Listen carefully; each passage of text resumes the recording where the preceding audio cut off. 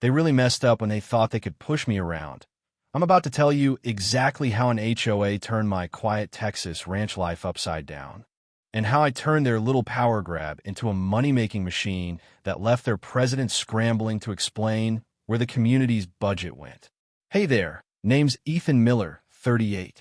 Born and raised Texas boy, remote business consultant by trade, but more importantly, a lifelong tinkerer.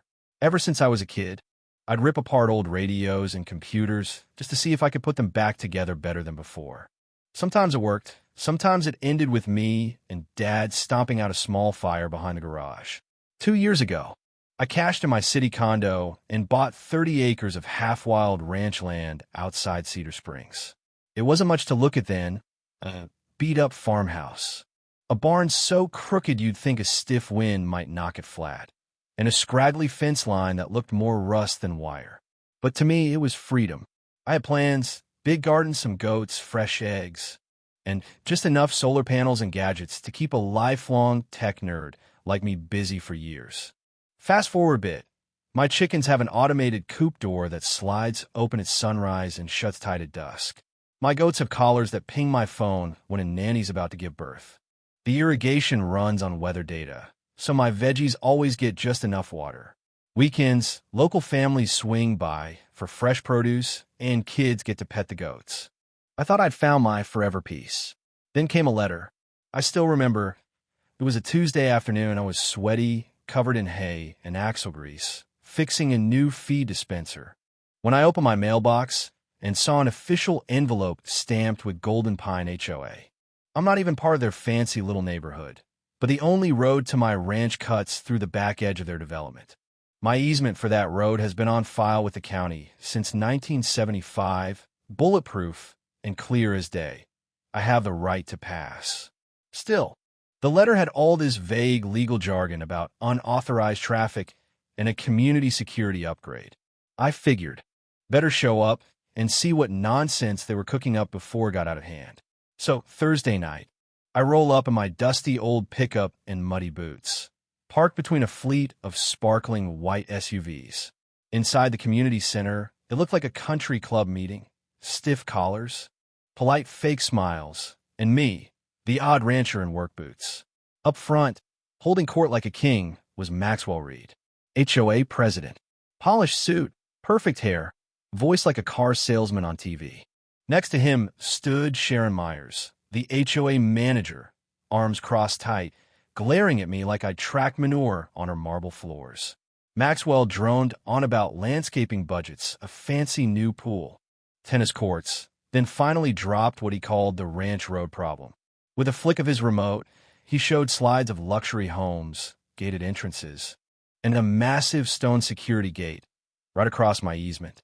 With this new gate, he beamed, our property values will jump at least 30%, and we'll eliminate unwanted traffic. He didn't say my name, but everyone in that room knew exactly who the unwanted traffic was. I could feel my pulse hammering as I stood up, scraping my metal chair loud enough that folks jumped. I said, I'm Ethan Miller. That road you want to block? It's my legal easement. Been on the books decades longer than you've lived here. You can't just gate it off because you want to boost your Zillow listings. Maxwell didn't flinch. He gave me this icy corporate smile that made me want to knock his teeth out. Mr. Miller, the community has voted. We have the right to secure our roads. Of course, we're reasonable people. You can purchase an annual access card.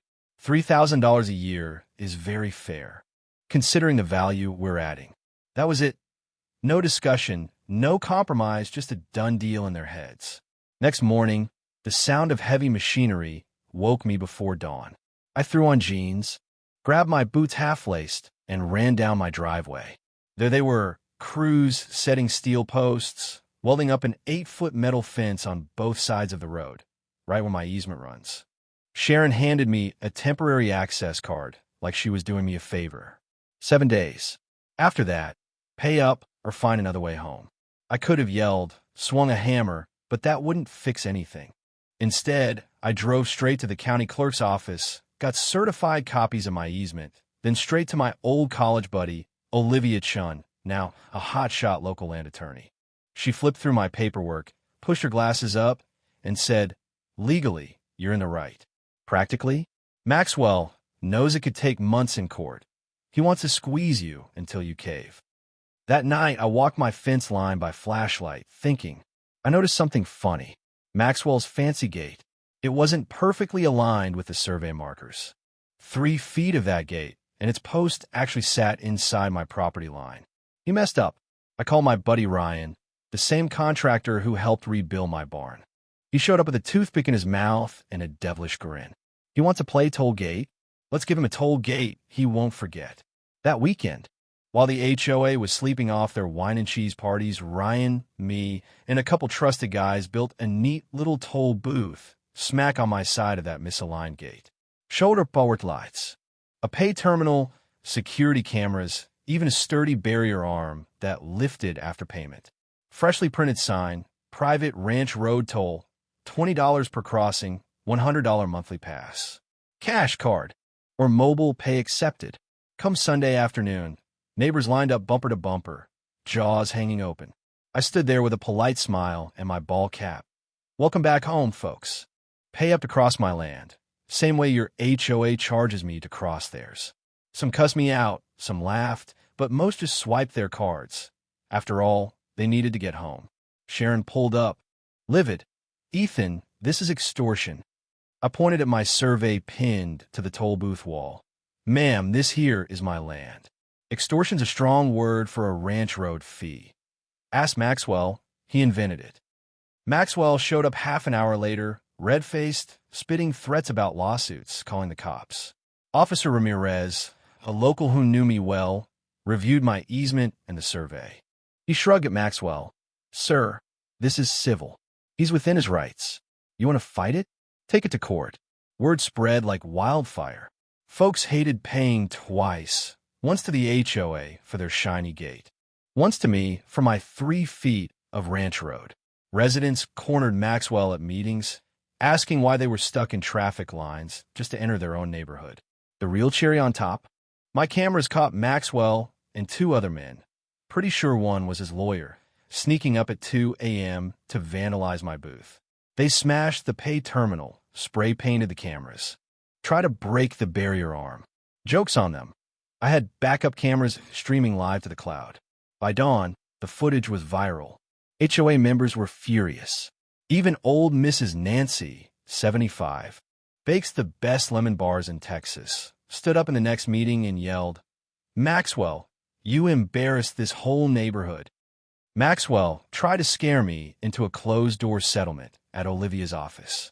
He swaggered in late, fancy suit, smug as ever, and told me flat out I'd run out of money long before he did.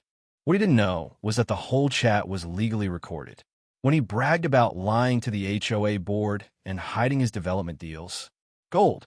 The next day, I published it all, the gate encroachment, the vandalism footage, the recording.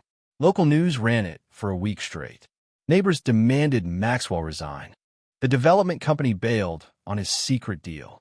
The new HOA board, now led by sweet Mrs. Nancy, tore down the gate, paid my legal fees, and signed an agreement reaffirming my permanent easement.